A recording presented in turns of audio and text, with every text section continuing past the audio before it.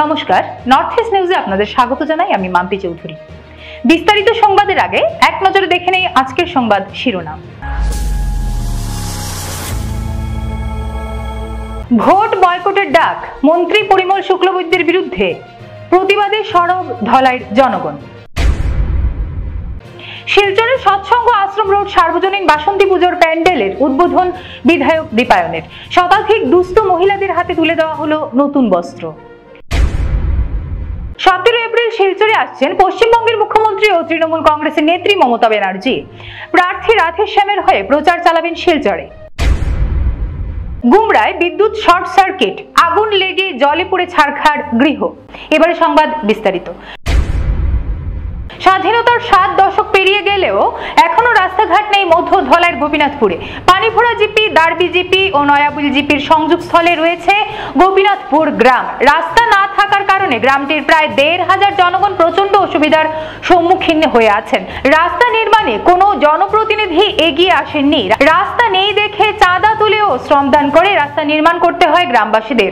জনপ্রতিনিধিদের প্রতিশ্রুতির কথা শুনতে শুনতে জনগণের কান ভারী হয়ে উঠেছে।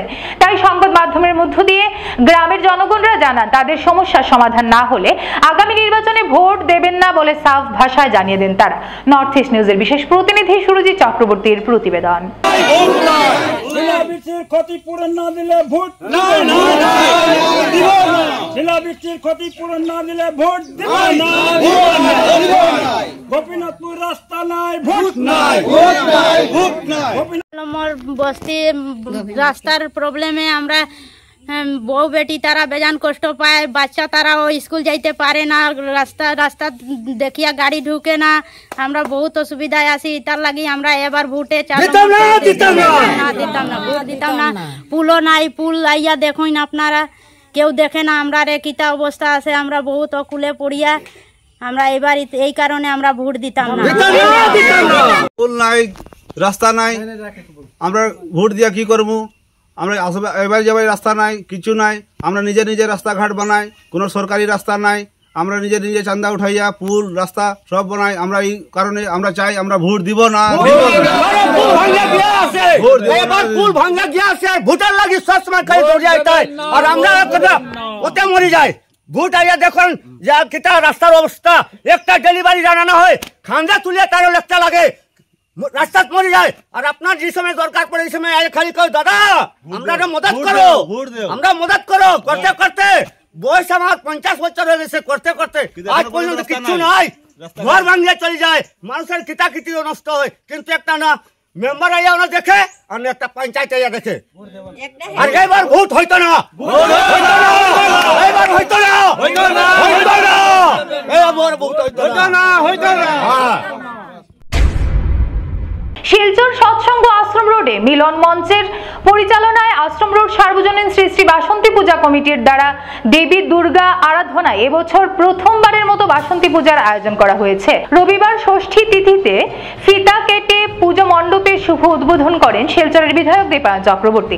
সঙ্গে ছিলেন Silchar sub divisional SC development বোর্ডের চেয়ারম্যান আইনজীবী নিহার রঞ্জন দাস, শিলচরের সাংসদ প্রতিনিধি পুলক দাস, সমাজকর্মী স্বর্ণালী চৌধুরী, পুজো কমিটির সভাপতি পরিতোষ দত্ত, সাধারণ সম্পাদক অবিনাশ জগৎজ্যোতি, বাবলু কেওট, সমাজকর্মী কমলেশ দাস প্রমুখ। উল্লেখ্য, এদিন আয়োজক পূজা কমিটির পক্ষ থেকে শতাধিক দুস্থ মহিলাদের হাতে বস্ত্র তুলে দেওয়া হয়েছে। বস্ত্র তুলে দেন বিধায়ক দীপায়ন চক্রবর্তী সহ আমন্ত্রিত অতিথিরা। অনুষ্ঠান সঞ্চালনা করেন অরবিন্দ দাস। এদিনের অনুষ্ঠানে স্থানীয় শিল্পীদের পরিবেশনায় অনুষ্ঠিত হয় মন মাতানো ধামাল নৃত্য। নর্থ ইস্ট নিউজের প্রতিনিধি অমল ঋষির প্রতিবেদন।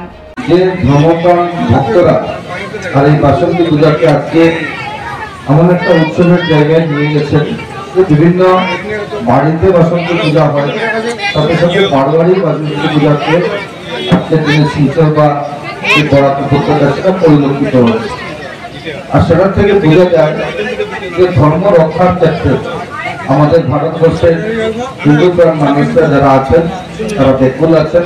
আর তার জন্য আমরা আমাদের ধর্মকে রক্ষা করতে পারছি। হিন্দু ধর্ম বা হিন্দু সংস্কৃতিকে এগিয়ে নিয়ে যাওয়ার জন্য বা তার সুরক্ষার জন্য সম্মানের প্রধানমন্ত্রী নরেন্দ্র মোদীজি যে কাজ শুরু করেছিলেন, পরবর্তীকালে আমরা লক্ষ্য করেছি ভারতবর্ষের সকল ধর্মপ্রাণ হিন্দুদের যে আবেগ যে ভারতবর্ষে এই আবেগে আমরা ইতিমধ্যে রামলালায় রামের প্রাণ প্রতিষ্ঠা দেখতে পেরেছি। আর আমরা আশা রাখছি আগামী দিনে যে প্রধানমন্ত্রী নরেন্দ্র মোদীর নেতৃত্বে এই হিন্দু সংস্কৃতি নিয়ে ভারতবর্ষ জগৎ সেবায় এবার শ্রেষ্ঠ আসন নেবে, এই মন্ত্র নিয়ে দেশ এগিয়ে চলছে।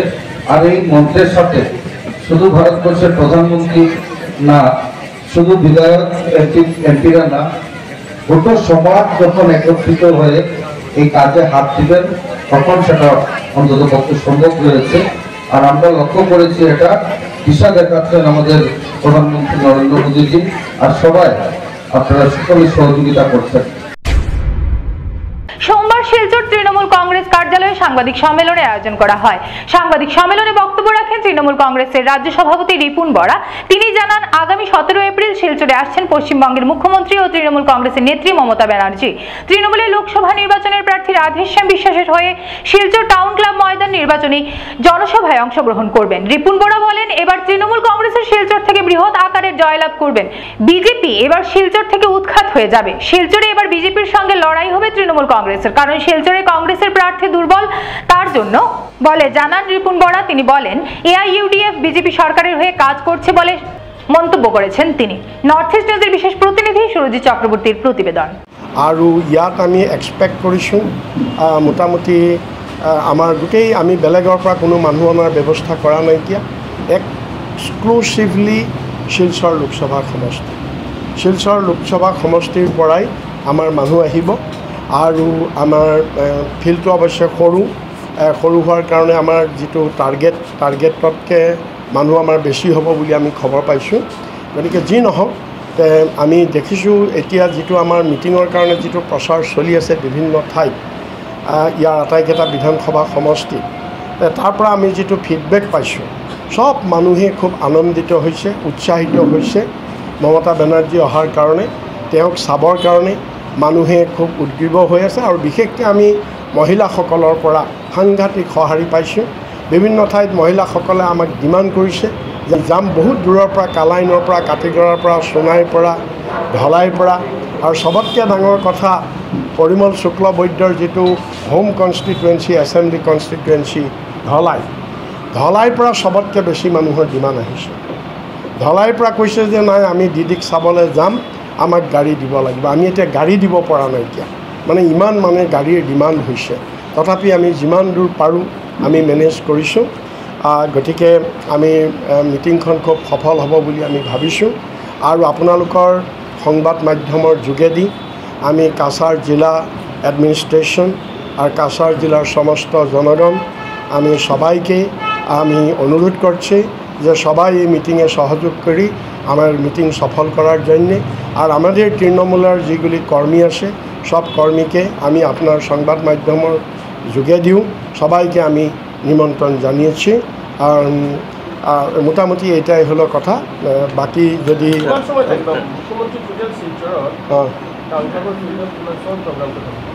1.5 ঘণ্টা তো হবই আর মিটিং বুলি কলে মানে নহয়, 12:30 বজাতে এড্রেস করব। আমি 1.5 ঘণ্টা মিনিমাম আমার মাজত থাকিব।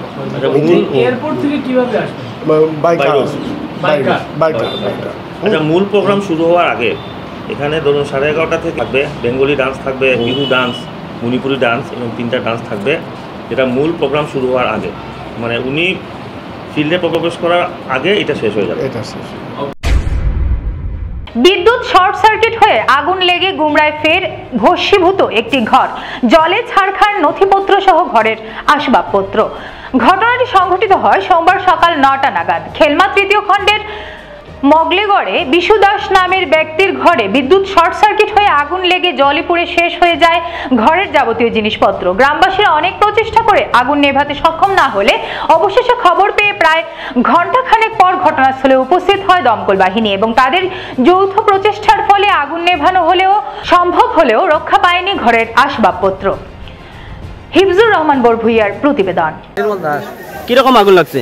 তো কারেন্টে শর্ট করে আগুন উপরে বাড়ি মারছে। কেমন সময় জ্বলছে গরম? ও তো প্রায় ঘন্টা হয়ে যাবে। পুরা মানে কিছু বাকি রয়েছে না গরম বা কিছু বাঁচিয়েছে নি? ডকুমেন্ট সব চলে গেছে। কত ক্ষতি মানে ক্ষতিপূরণ কেমন হইব?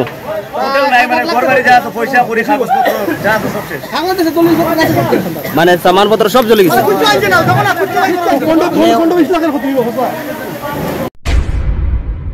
ত্রিপুরা আগরতলা থেকে আসা দুজন ব্যক্তি শিলচর মেডিকেল কলেজের পাশে স্বরূপানন্দ মেডিকেলে দুজন ব্যক্তি প্রতারণার শিকার।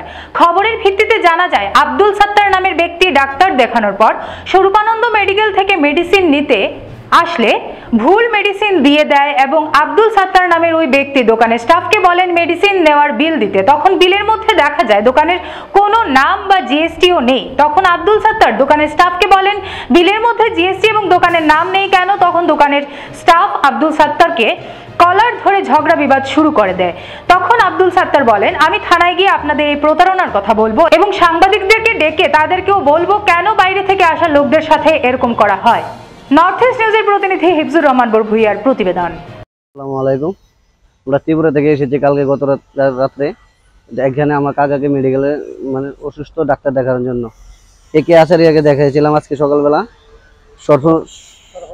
সর্বানন্দ মেডিকেল হলে মেডিকেল কোচে। তারপর স্যারে চলে যাওয়ার পরে এখানে স্টাফে বলছে ইতানটা ফিক্সেশনটা দেওয়ার জন্য, তো ফিক্সেশনটা দিয়েছি। তারপর যে ওষুধগুলি লেখা আছে স্যারে দিয়েছে এই ওষুধগুলি একটাও আমাদেরকে দেয়নি স্যার।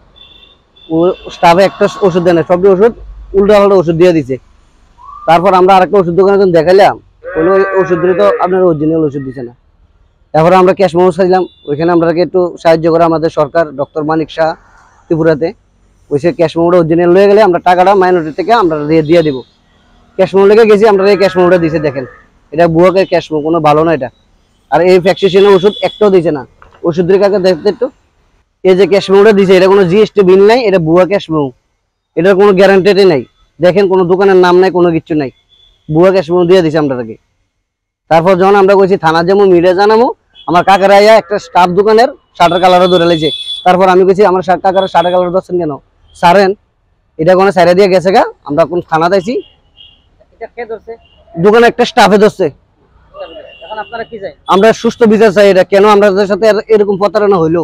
আমরা ত্রিপুরা থেকে অনেকে আমরা অপরাধ হয়েছি দাদা, ডাক্তার দেখাইতে মাইছি, আমরা গরিব মানুষ এখানে। এখন আমরা থানাতে এফআইআর করবো, আমরা থানার ওসির কাছে আমরা কথা কইছি এফআইআর করার লেগে, আমরা যেটা যেমনি ভালো হয় এটা যাতে আমরা সুস্থ বিচার পাই এটা চাই আমরা। সমস্যার পাহাড় ধলাই বিধানসভা কেন্দ্রের ময়নারখাল এলাকাতে আনন্দখাল গাঁও পঞ্চায়েতের অধীন আনন্দখাল বস্তিতে চারিদিকে শুধু নেই রব।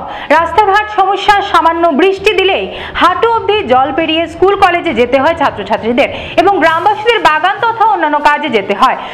পুরনো ব্লকের রাস্তা জায়গায় জায়গায় বসে গেছে, অর্থাৎ ডুবে গেছে।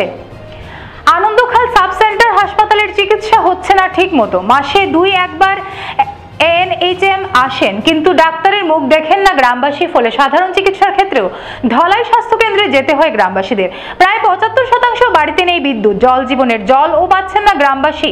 দুটি জল জীবন মিশনের প্রকল্প থাকতেও কোনো জল পাচ্ছেন না। কেন জল পাচ্ছেন না প্রশ্ন তুলছেন গ্রামবাসী। আজ অর্থাৎ গত 1 বৈশাখ শুভ নববর্ষের দিনে বিভিন্ন দুঃখের কথা জানালেন গ্রামবাসী। নর্থ ইস্ট নিউজের প্রতিনিধি রাজু দের প্রতিবেদন। যে কথাটা কইছি কথাটা সত্যি কথা। আমরা সকল গ্রামবাসী যতজন আছি, যেখানে স্কুল 3টা আছে আগে থেকে, স্কুলের মাস্টার যারা সময় মতো গিয়ে স্কুলে পৌঁছতে পারে না ওই রাস্তার কারণে। এইখানে বাইকের মানে বৃষ্টি পড়ার সাথে সাথে এইখানে যত মাস্টার যারা আয় প্রায় এখানে 10-15টা মাস্টার যায় ওদিকে, এখানে তারা বাইক রাখিয়া হাঁটিয়া এখান থেকে 2 কিলোমিটার, 2.5 কিলোমিটার, 3 কিলোমিটার অত দূরে গিয়া তারা স্কুল করতো। তাও ওই যে মাস্টার যারা আছে এরা তো অনেক দূর দূর তাকিয়ে আইব, তারা আইতে একটু দেরি হয় এবং এখানে আবার পায়ে হাঁটিয়া যায় স্কুলে গিয়া পৌঁছতে হইলে তো আরো একটা সময় দরকার আছে। আর এর পরেও সরকারে এখন ঠিক 9টার সময় তারা ইয়ে দিছে, প্রেজেন্ট দিতে হয়, তারা এই নেটে অ্যাটেন্ডেন্স দিতে হয়। তো এই সব ব্যাপারেও তার একটা সমস্যা হয়। তো ওই সব কিছুর সর্বমোট কথা হইলো এই রাস্তাটা যদি সুবিধা হয়, আমরা এই এলাকার থেকে ছাত্ররাও বাইরে যায় এবং মাস্টার যারা তারাও সময় মতো স্কুলে গিয়ে আর শিক্ষার ব্যবস্থাটা মানে একটু সুন্দর হইব, বাচ্চারা ঠিক সময় মতো পড়তে পারবো। বিভিন্ন রকমের সমস্যা আছে, আমরা এই রাস্তাটা কিন্তু মারাত্মক অবস্থা। নমস্কার, নর্থ ইস্ট নিউজে স্বাগত জানাই রাজু দে। আজকে আসলাম ময়নারখাল, আমরাঘাটের ময়নারখাল অঞ্চলে আনন্দ খাল গাঁও পঞ্চায়েতে। সেই জায়গায় অনেক দুরবস্থা, রাস্তাঘাটের সমস্যা। রাস্তা আছে, ব্লকের কিছুটা রাস্তা আছে, কিন্তু অনেক ডেবে গেছে, রাস্তাটা ভালো করে হয়নি। জনগণরা প্রতিবাদ করছেন, বর্ষার সময় অনেক প্রচুর কষ্ট হয়। এই জায়গায় অনেক সমস্যা আছে, হসপিটালের সমস্যা আছে। সাব সেন্টার থাকা সত্ত্বেও মাসে 2 বার NHM আসেন, ডাক্তারের মুখও দেখেননি আজ পর্যন্ত ওনারা। তারপর আছে বৈদ্যুতিকরণের ব্যবস্থা নেই, প্রায় 75% ঘরে নাকি বিদ্যুৎ নেই। জলের সমস্যা, পানীয় জলের সমস্যা, অনেক দূর দূর থেকে অনেক কুয়া থেকে জল খেতে হয় ওনাদের। জলের সুব্যবস্থা নেই। 2টো প্রকল্প থেকেও, জলজীবন প্রকল্পের দুটো প্রকল্পে আছে শুনলাম, কিন্তু জল পাচ্ছেন না ওনারা। কি কারণে পাচ্ছে না জনগণ অনেক দুঃখের সঙ্গে জানাচ্ছেন। ওনারা স্বাধীন দেশের নাগরিক, দেশ উন্নত হচ্ছে, কিন্তু ওনাদের কেন উন্নত হচ্ছে না ওনারা সেটাই জানতে চাইছেন। এদিকে আবার এখানে টি গার্ডেন থেকে ওনাদেরকে পাস নেওয়া হয়। ওনারা যখন যান এই গ্রাম থেকে বেরিয়ে আসা যাওয়া করেন, পাসের ব্যবস্থা 60 টাকা 30 টাকা করে পাস নেওয়া হয় টি গার্ডেনের তরফ থেকে। কেন নেওয়া হচ্ছে সেটাই ওনারা প্রশ্ন করছেন। প্রায় 10 থেকে 15 বছর হচ্ছে, এর আগে নেওয়া হতো না। কি কারণে? শুনলাম এই রাস্তাটা নাকি PWD, ওনারা গ্রামবাসীরা বলছেন। CNN 24 কাছাড় নিউজ নেটওয়ার্কের বিগত 4 বছর পর আজ তুলাপট্টি স্থিত হরিকৃপা কমপ্লেক্সের প্রথম তলায় নতুন রূপে, নতুন সাজে, নতুন স্টুডিওর শুভ উদ্বোধন হয়। ফিতা কেটে স্টুডিওটির উদ্বোধন করেন শিলচরের বিধায়ক দীপান চক্রবর্তী। এদিনের অনুষ্ঠানে উপস্থিত ছিলেন প্রাক্তন সাংবাদিক অতীন দাস, আইনজীবী রজত ঘোষ এবং অন্যান্য বিশিষ্ট ব্যক্তিবর্গ সহ অনেক সাংবাদিক বন্ধুরা। CNN 24 নিউজ চ্যানেলের ব্যাপারে কথা বলতে গিয়ে বিধায়ক দীপান চক্রবর্তী এবং আইনজীবী রজত ঘোষ সহ অন্যান্যরা কি বলেছেন, আসুন আমাদের নিউজের ব্যুরো প্রধান শ্রীবাস দাসের ক্যামেরায় এক নজরে তা দেখে নেওয়া যাক। দর্শক শ্রোতা বা এখানে যারা উপস্থিত রয়েছেন সকলকেই নতুন বছরের আমি আন্তরিক প্রীতি, শুভেচ্ছা, ভালোবাসা ও বড়দের চরণে আমার প্রণাম নিবেদন করছি। 1431 বান্দা সকলের জীবনে নিয়ে আসুক সুখ, শান্তি ও সমৃদ্ধি কামনা করছি। উপস্থিত আজকের অত্যন্ত গৌরবের দিন। এই গৌরবের দিনে এখানে উপস্থিত রয়েছেন CNN চ্যানেলে সম্মানের কবি, সাহিত্যিক, সিনিয়র জার্নালিস্ট সর্বজন শ্রদ্ধেয় অতীন দাস মহাশয়। উপস্থিত আছেন ম্যানেজিং ডাইরেক্টর জয়জিৎ বিশ্বাস সহ অন্যান্য যারা উপস্থিত। এখানে CNN চ্যানেলের বিভিন্ন সদস্যরা উপস্থিত রয়েছেন, সম্মানের অতিথিরা উপস্থিত রয়েছেন। সকলকে আন্তরিক শ্রদ্ধা জ্ঞাপন করছি। অতীন কাকু ইতিমধ্যে বলেছেন। আর CNN 24 আমি লক্ষ্য করেছি যে কয়েকটি বছরের মধ্যে দর্শকদের দৃষ্টি আকর্ষণ করতে সক্ষম হয়েছে। অনেক ভিউয়ার আমরা লক্ষ্য করছি যে অনেক ভিউয়ার তাদের ইতিমধ্যে বেড়েছে মাত্র 4টা বছর। আর আজকে এই ডিজিটাল যুগে যেখানে নতুন স্টুডিও আজকে এখানে উদ্ঘাটন হলো সম্মানের অতীন কাকুর হাত ধরে, আমি আশা রাখছি যে CNN 24 যেভাবে বিগত দিনগুলোতে সত্যনিষ্ঠার সহিত তাদের সংবাদ পরিবেশন করেছে, আগামী দিনগুলোতে ভ্যালির উন্নতির জন্য, সমাজের উন্নতির জন্য যাতে সত্যি যে সংবাদ সেটা প্রচার করে যাবে, সেটা আমার দৃঢ় বিশ্বাস রয়েছে। আর চ্যানেলের উত্তরোত্তর বৃদ্ধি হোক সেটা আমরা চাই। স্যাটেলাইট চ্যানেল আজকে এখানে নেই, অতীন কাকু সেটা উল্লেখ করেছেন। তো আমি আশা রাখছি অতি সত্বর CNN 24ও স্যাটেলাইট চ্যানেলের উন্নতি হবে, সেটা আমার বিশ্বাস। আর আমি লক্ষ্য করেছি যে শুধু একটি ক্ষেত্রে না, প্রত্যেকটি ক্ষেত্রে, সেটা খেলার জগতেই হোক, সংস্কৃতি হোক বা রাজনীতি হোক, প্রত্যেকটা জায়গাতে CNN-এর উপস্থাপন রয়েছে। আর সেটার জন্য আমি মনে করি যে দর্শকরা বিশেষ করে CNN চ্যানেলের আকৃষ্ট হয়েছেন। তো যাই হোক, আজকের দিনে আমাকে এখানে আপনারা ডেকেছেন, এর জন্য আপনাদের সকলকে আন্তরিক ধন্যবাদ জ্ঞাপন করে। আর যেহেতু বাসন্তী পূজা চলছে, মা দুর্গার চরণে আপনাদের সকলের নিবেদন রাখছি যে আপনারা যাতে সুস্বাস্থ্য থাকুন, দীর্ঘায়ু থাকুন। বিগত 4 বছর থেকে CNN 24 যেভাবে আমাদের এই সংবাদ পরিবেশন করে যাচ্ছে, আমরা নিশ্চয়ই আনন্দিত। মানে দর্শক শ্রোতারা মানে একটু বেটার একটা সংবাদ পেয়েছেন বলে আজকে কিন্তু CNN 24-এর আরেকটা দ্বিতীয়টার যাত্রা শুরু হলো। তাই আমি যে সাংবাদিক বন্ধুর যারা CNN 24-এর সঙ্গে জড়িত তাদেরকে অশেষ ধন্যবাদ জানাই। আপনাদের এই সুন্দর নিউজ পরিবেশনের জন্যই কিন্তু একটা এই যে আজকের যিনি মুখ্য বলবো CNN 24-এর ম্যানেজিং ডিরেক্টর জয়জিৎ বিশ্বাস, যিনি প্রাণপুরুষ, সেটার একটু উদ্যোগ নিয়েছেন। 4 বছর একটা সংবাদ পরিবেশনের ব্যাপারে আমরা জানি, দেখুন নিউজ চ্যানেল চালানোটা ভীষণ কঠিন ব্যাপার, কারণ কি এটার মধ্যে অনেক কিছু ইনভলভমেন্ট থাকে, সাংবাদিক বন্ধুরার অনেক পরিশ্রমের ব্যাপার এবং আরও আনুষঙ্গিক অনেক খরচা থাকে। তো এই জয়জিৎ বিশ্বাস যেভাবে নিজে থেকে এই ইনস্টিটিউটটাকে চালিয়ে নিয়ে যাচ্ছেন এবং একটা সুন্দর একটা ভালো একটা নিউজ দিচ্ছেন, যেটা সমাজে আমরা এখন আমরা আজ এত ব্যস্ততার মধ্যে আমরা কিন্তু টিভির দিকে যাই না, অনেক সময় ইউটিউবে কিংবা ফেসবুকেই আমরা যে নিউজগুলো পেয়ে যাই। তো ওনারা যেভাবে কাজ করে যাচ্ছেন, জয়জিৎ বিশ্বাসের যেভাবে হাত ধরে টানিয়ে নিয়ে যাচ্ছেন, সব এগুলো আমার মনে হয় আগামী দিনে আমাদের বিধায়ক বলেছেন যে একটা স্যাটেলাইট চ্যানেল হবে, CNN 24 একটা স্যাটেলাইট চ্যানেলে পরিণত হোক, সেটাই আমি ভগবানের কাছে প্রার্থনা করি। আর সবার আমাদের বিধায়কের প্রচেষ্টা আছে, ওনার সঙ্গে থাকবে, অন্যরাও থাকবেন। আমি ভগবানের কাছে প্রার্থনা করি আপনারা আবার সুন্দর একটা সংবাদ পরিবেশন করুন, আরও CNN 24 আরও যেন ওরও উঁচু যায়, আরও অনেক দর্শক শ্রোতা আপনাদের হয়, সেটাই বলে আমার অনেক ধন্যবাদ জানিয়ে ধন্যবাদ জানাই।